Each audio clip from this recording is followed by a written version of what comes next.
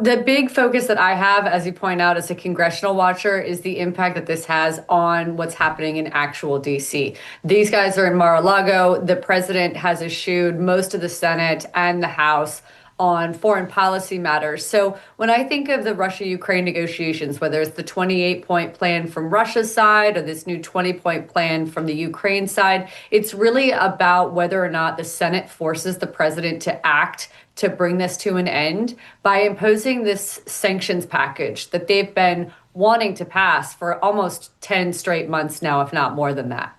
So the real question I have is, what is the impact that these Mar-a-Lago one-on-one, shuttle diplomacy efforts has on keeping the Senate at bay and making them refrain from holding what Senator Thune wanted to call Russia Week, where they held a host of pieces of legislation on the floor to impose massive sanctions on Russia to penalize it for its invasion of Ukraine.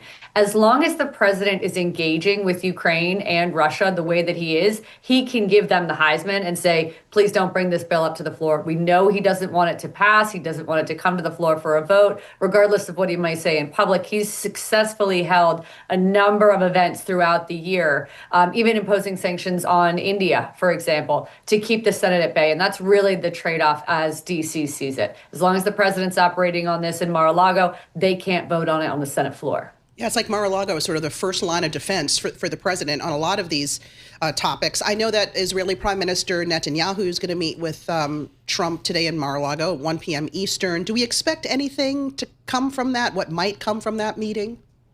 No, I don't really think that there's another corollary there that's going to result in any kind of extension of anything other than this ceasefire, which is obviously very tentative truces. The president is very proud of these accomplishments and really wants to keep touting himself as the peacetime president. Last count, I think he's up to saving 12 wars.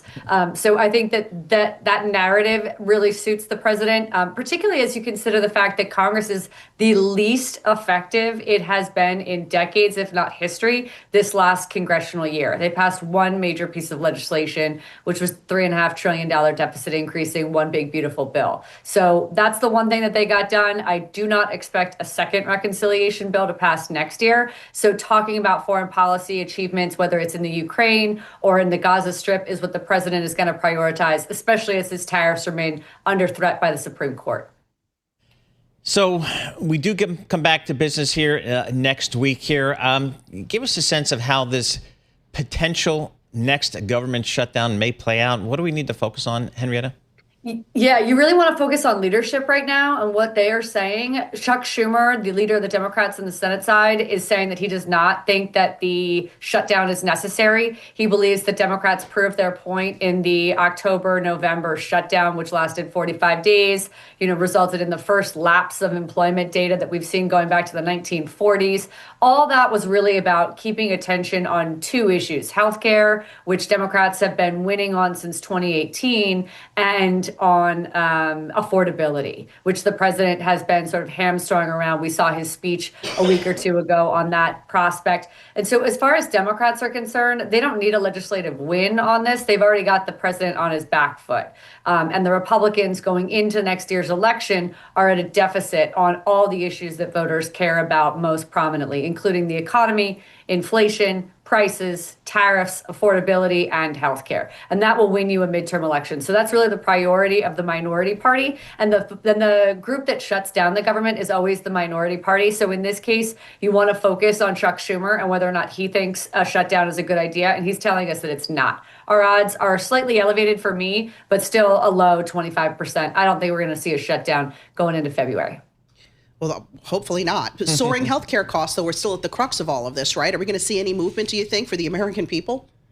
No, there'll be a lot of wheels spinning, but I don't think we're going to see anything actually pass. Once we pass that magical marker of December 31st, that's basically it. And as I just pointed out, this is more now about the political argument. And while there are a host of Republicans in specifically the House all of whom are up for re-election next cycle, and many of whom are choosing to retire instead of run for re-election, there's not going to be a fix. We've got issues that are just so deeply rooted in, whether or not they're able to create a alternative to Obamacare, which there still isn't after 16 years, whether or not we can reach consensus on Hyde amendments, which are abortion related, which we haven't, in American history. So there's not a forward momentum, and there's certainly no goodwill to go around to try to find and path out. I think that we'll probably hear a lot of jawboning about 1 year fix, 2 years, 5 years. But it's hard to see them passing the magical December 31st date and then come back and retroactively extending them.